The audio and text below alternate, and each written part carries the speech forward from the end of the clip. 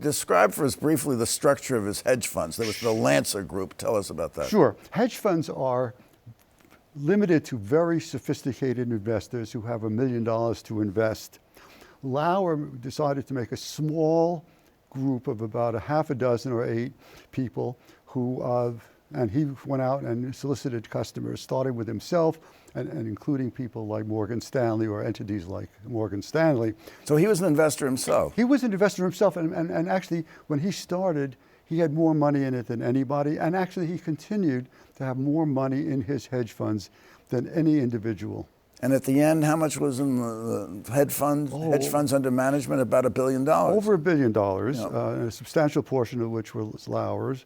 And to probably jump ahead of ourselves, by the end of the case, Lauer was left with nothing, not a penny, because they froze every dime and took every dime from him. And the investors lost 95% of their investment.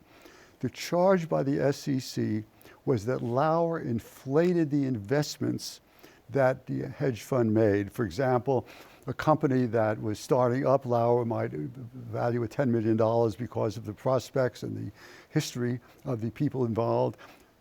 The SEC said nothing, and the judges uniformly went with the SEC. They never once, the district judges never once ruled for Lauer, and over 140 times that I documented, they ruled against Lauer and for the SEC.